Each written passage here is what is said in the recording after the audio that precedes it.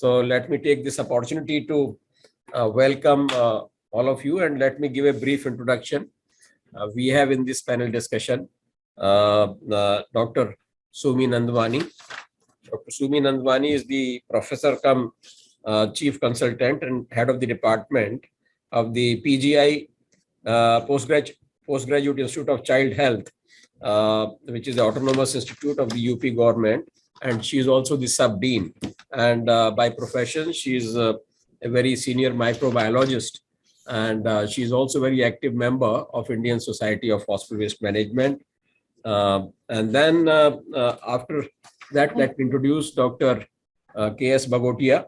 Dr. K.S. Baghotia is Additional Director, Indira Gandhi Hospital at Dwarka. And earlier he has been coordinating the biomedical waste management as the coordinator in the government of Delhi. And Dr. K.S. Baghotia is also the Vice President of the Indian Society of Hospital Waste Management. And then we have Professor Ranganath also. Unfortunately, there is some problem with the camera, but let me introduce Professor G.C. Ranganath. He is the Professor of Civil Engineering at the Bangalore Institute of Technology, Bangalore, Karnataka, and is a very accomplished civil engineer and Professor of Civil Engineering, and has been doing great work. Besides his teaching assignments, he is also the secretary of our Karnataka chapter of Indian Society of Hospital Waste Management. And I have already introduced Dr. Neeru Bhatia, Executive Director of Astron. And with me is Ms. Polomi Banerjee. You can see Hello. She has been in touch with you. She is Polomi Banerjee. Good afternoon, good afternoon, good afternoon, sir. So, well, friends, we have this panel discussion, which is an important topic is, the various angles and various dimensions of the biomedical waste management. Now, friends, you know that I'll just make a brief introduction to the biomedical waste management, which for the other people, you already know so much about the biomedical waste.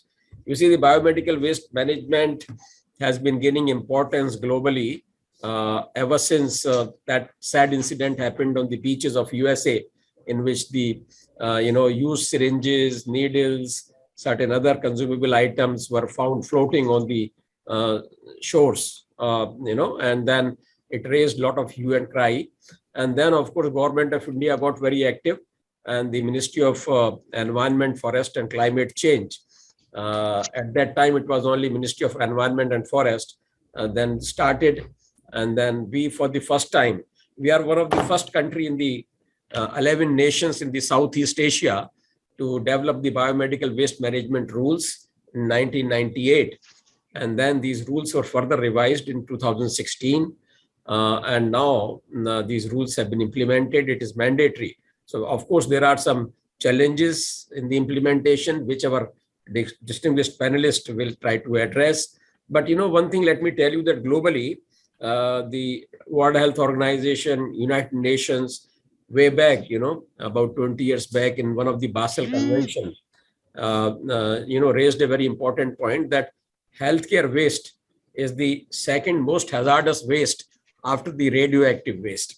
So, the importance which the WHO, United Nations have given to the biomedical waste management has generated a lot of interest. Then the WHO came out with the Blue Book, the first edition, then the second edition of the Blue Book, in which, it's a global reference book and considered as a Bible or, the Gita of the biomedical waste management. And in IGNOU, Indira Gandhi National Open University, during my tenure, we came out with a 6-month certificate program in healthcare waste management for the Southeast Asian countries. Not only that, we also opened study centers in Mongolia, in Ulaanbaatar. So, and as you know that all of you were deeply involved, Dr. Baghotia and Dr. Sumi Nandwani and Professor Ranganath, all of them have been closely associated with the IGNOU activities also. So with this, let me first of all request Dr. Sumi Nandwani that Madam, we would like to draw your attention to the what has been happening in the COVID biomedical waste management. So, can you please throw some light with regard to how the segregation and disposal of the various biomedical waste is being carried out during COVID-19, especially from home isolation, quarantine, and different areas. So, we'll have short answers from all the panelists, and then we'll have a second round of the questions. So after this first round, we'll have all the three panelists, and then probably have second question to you, Dr. Sumi. Please. Thank you so much, sir. I am thankful to Astron and Dr. Agarwal for inviting me as a panelist for this on an esteemed panel of these panelists for this panel discussion on a very important topic.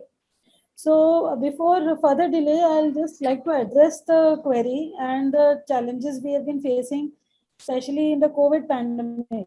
So I am here as a member secretary of the Waste Management Committee in my institute. And also I have been involved in my residence accommodation with the residential community I stay in. And I have been guiding my RWA on handling COVID-19 biomedical waste.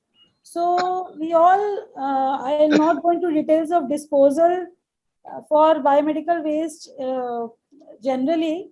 We all know the categories, we all know the segregation, how it is to be done. So the challenges we faced were, I'll first start with the isolation wards. Isolation wards, we include isolation wards in institutes or hospitals, big hospitals like mine, in private hospitals, small nursing homes, which were converted into isolation centers. Then I'm also talking about some COVID care centers, rail coach wards, which were made as isolation wards during this pandemic. So when we come to these isolation wards, as per the guidelines, the government actually issued fresh guidelines, especially for COVID during the pandemic. And as and when the challenges occurred, it kept modifying these guidelines. So in the isolation wards, we are supposed to have one separate bins for COVID waste, which are to be labeled with COVID-19 waste. And these bins are to be layered with double layered bags. Initially, there was no black bag or a green bag for solid waste. There was only recommendation for a yellow container and a red container. Later on, when the quantity of bulk food waste, which was earlier being discarded as yellow waste for incineration, the bulk became so much that the incinerators became choked. So then the government changed the guidelines and they segregated, they gave the guidelines that this solid waste, the food, unused, the leftover food items and the other general waste from patients from the isolation wards is now to be discarded as a general waste, solid waste, instead of biomedical waste. So this was one major difference which changed, which occurred. Then we are supposed to have a temporary storage room where these waste bins are to be kept. And this waste was directly to be handed over to the common biomedical waste treatment facility operators. A separate record had to be kept. And these labeled bags had to be labeled separately. And also waste like feces. For example, patients who are there, feces was also an important substance and identified as a common source for transmitting COVID infection. So for feces, it would advise that either if it is from children, like in our institute, it is collected in diapers, or from adult patients, geriatric patients, is collected in diapers. These diapers are then thrown in yellow bag. Or if you defecating in the bedpan, the bedpan, the fecal waste has to be discarded in double layered yellow bags, and the bedpan has to be disinfected and washed with hypochlorite. Then other waste which was generated in bulk, and we are still generating it, like mine is a lab, COVID-19 lab, we are still testing around 4,000 samples, RT-PCR test samples from various districts of UP for COVID RT-PCR.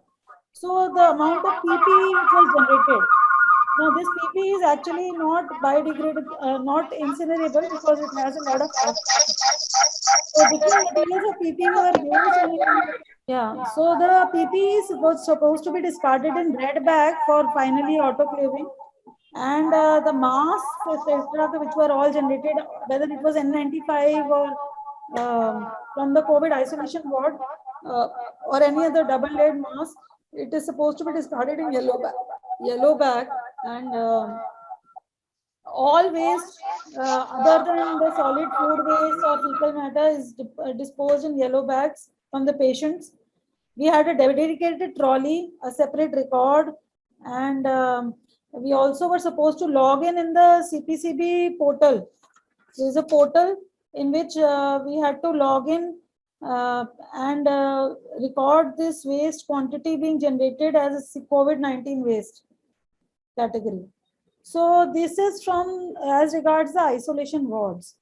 Now coming to home quarantine facilities or other quarantine facilities.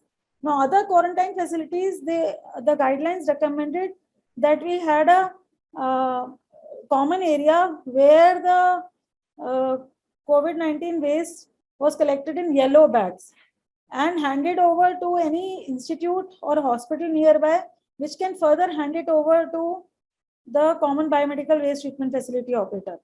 Another option was people, quarantine facilities which didn't have a big hospital nearby where the waste could be picked up. They could label the waste, they could tie the waste in a yellow bag and hand it over to the municipal authorities who are collecting the waste, and they would collect this waste separately and then hand it over to common waste treatment facility operators.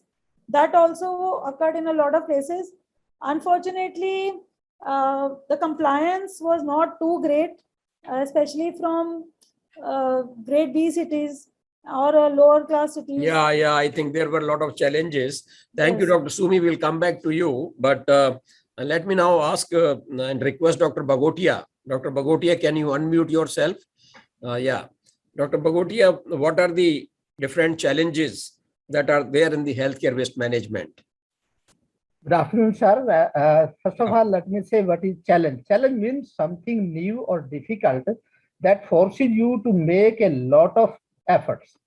And in biomedical waste, I would say the following points, those will be taken as the challenges. I'll be discussing in the form of segregated collection, then packaging, labeling, and barcoding, internal transportation, then storage before handing over to CBWTF operator, then transportation outside the hospital, then storage before treatment of biomedical waste, and then disposal, and other issues which cause the challenge is the vaccination waste, then healthcare domestic waste, marine waste, liquid waste. Then comes the hospital acquired infections, then personal protective equipment, post-exposure prophylaxis, accidents and spillovers, recording and reporting, then training in healthcare waste, and the special situation like COVID where Dr. Sumi Nandwani has just discussed.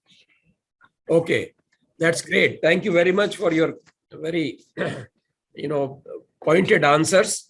Now, let me go to Professor G.C. Ranganath, and thank you, Professor Ranganath, for your video is also coming very nicely. Can you unmute yourself, Professor Ranganath? Yes.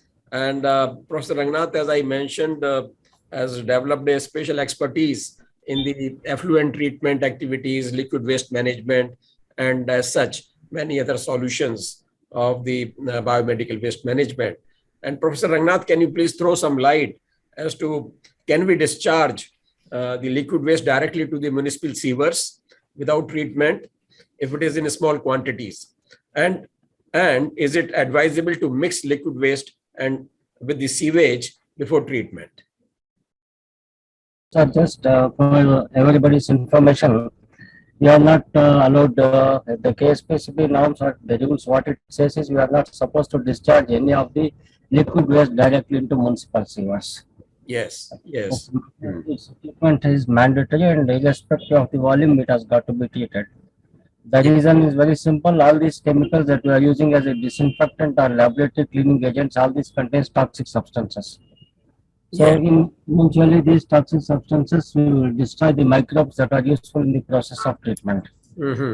If you just discharge these toxic substances into the municipal sewers, that will affect the performance of the common sewage treatment plants that has been established by the local urban local bodies. So in this context, we are not supposed to discharge any of the untreated liquid waste or the liquid Okay. waste Okay. direct municipal sewers. Okay. Coming to the second point, suppose we have a sewage treatment plant and we have the liquid waste that has been generated from the healthcare facility. If I discharge straight away into this, the bacteria that are really required for the biodegradation process, eventually they undergo the natural death process because of the toxic substances. Very The true. very, the Yeah. very Very essence true. of treatment is any of the sewage that has been generated or any of the liquid waste that has been generated should neither be toxic or should not have any of the hazardous substances. So it is like having a treatment plant and trying to play cricket without the batsman and the bowler. So here the key person or the activities that is being played by the key members are nothing but the microbes or the microorganisms. So the very survival of microorganisms is very much essential, and as such, if anybody discharges the liquid waste without treatment to the sewage treatment plant or the municipal sewer, the very purpose is defeated.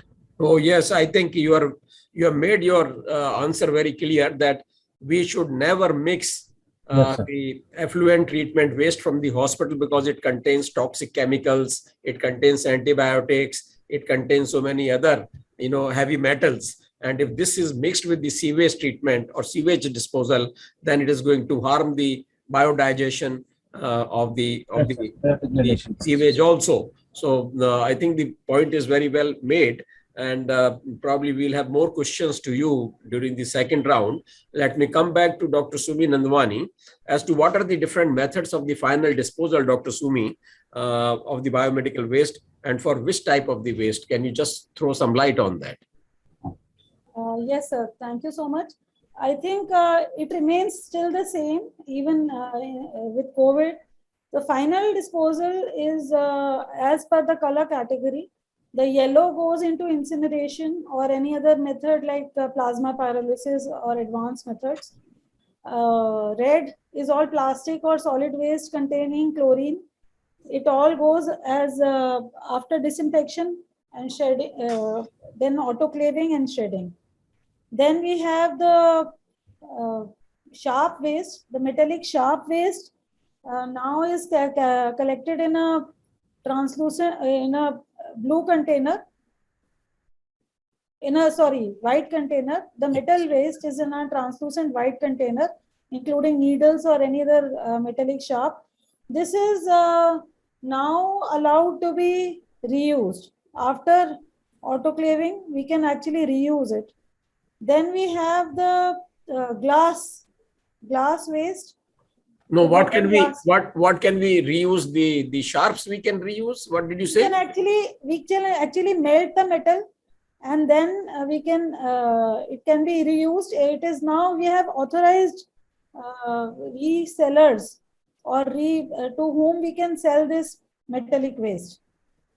So now, because they are actually initially all this metal waste was either buried in pits, but now we are full. We don't have any other space, and the government realized that we can try and reuse and recycle certain waste.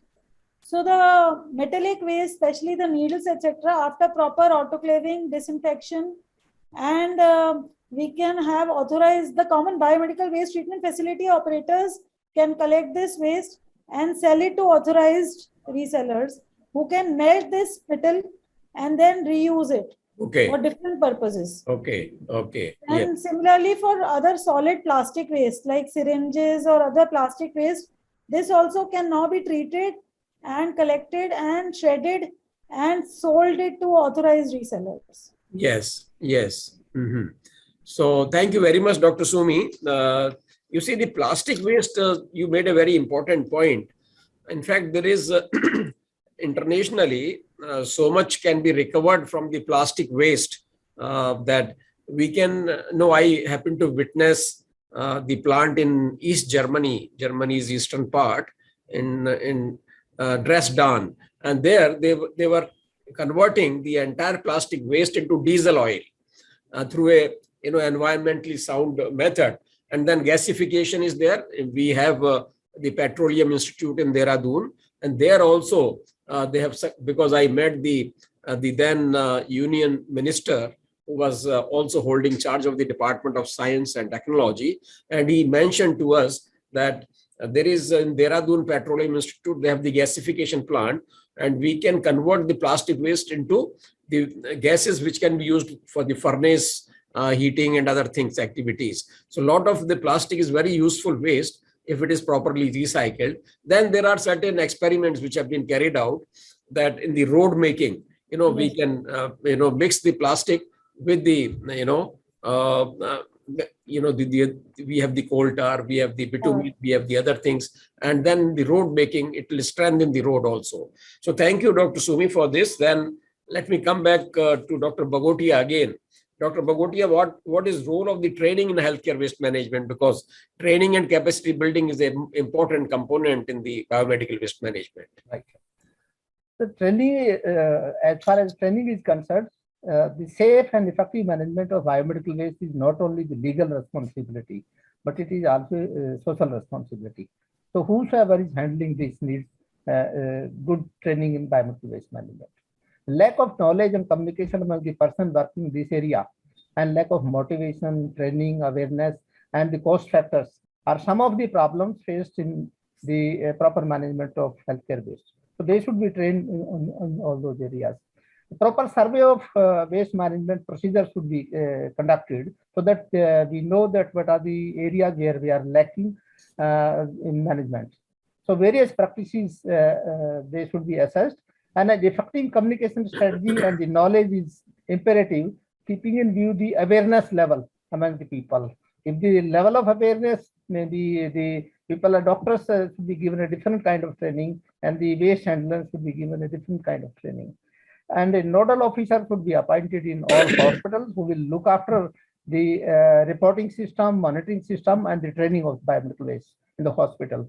And there is need of the hospital infection control committee and maybe waste management committee. And they can also monitor the waste management regularly in the healthcare institution. And then comes the role of all institutions generating biomedical waste. They must be registered with the pollution control boards or the pollution control committees. And they also are regulating the biomedical waste, so that you are doing the right things. All healthcare personnel involved in the generation, segregation, handling of biomedical waste must be trained specially, regularly, including management and safety of the healthcare personnel. The sharp waste should be disinfected before it is disposed of. And another important communication required is waste management committee with the hospital, this merger of the two committees. Very important. This is very important. Yes. And then regular and periodic monitoring needs to be carried out so that all aspects of biomedical waste are looked into. And then residents and other staff joining the hospital or the healthcare institution should be compulsorily trained. And their first salary should not be released until they have undergone the training in biomedical waste management. And we are in Indira Gandhi Hospital, we are doing this. Oh, you are doing that. This is something great, actually. Unless we ensure that all the people, doctors, nurses, including the waste handlers, are given proper training. And if they don't undergo the training, we may not release their salary. And then you will see that everybody is coming. And I'm very happy to note that Dr. Baghotia, in your Indira Gandhi Hospital, you are following this kind of a strict implementation of the training and capacity building. And training and capacity building is the bottom line. Unless we because especially the doctors are the very difficult category to be trained, because they do not attach so much of importance to this important activity. Right. So yes, so I think we have to do the training, do repeated training, refresher training, and try to have so much of importance. Yeah, and then try to we show that this is not a small thing. This is a very important thing. So, right. Dr. Baghotia, you also mentioned one very important thing, that the biomedical waste management committee itself may not gain importance. So I think, Dr. Sumi, I would like to also impress upon you, because being the microbiologist and also coordinating the infection control activities, that we should try to have one committee which is integrating both the hospital infection control committee as well as the biomedical waste management committee. Once they are one, then the importance of the biomedical waste management will improve, because HICC is normally very active wherever the microbiologists are active. So that way, integrating these two into one will be a long way, in giving a lot of importance and due importance to this subject. Then, thank you, Dr. Kamal, Dr. K.S. Baghotia. Let me come back to Professor Ranganath. Professor Ranganath, I would also thank you for your answer about the effluent treatment, but then what is the difference between the ETP and the STP, please? Sewage treatment plant particularly deals with the sewage that is being generated because of the human waste. That's 100% biodegradable. It does not contain any of the toxic substances or whatever it is. 90% of it will be liquid, remaining 10 to 15% will be the night soil or urinary discharges. That is what the composition of the sewage is. So the BOD will be very close to 300 milligrams per liter, and pH will be very saline, almost 7 to 7.5 or 8 sometimes. Okay, and this 100% contains about this biologically degradable material. Coming to the ETP, ETP is nothing but effluent treatment plant. That is the wastewater generated because of the process.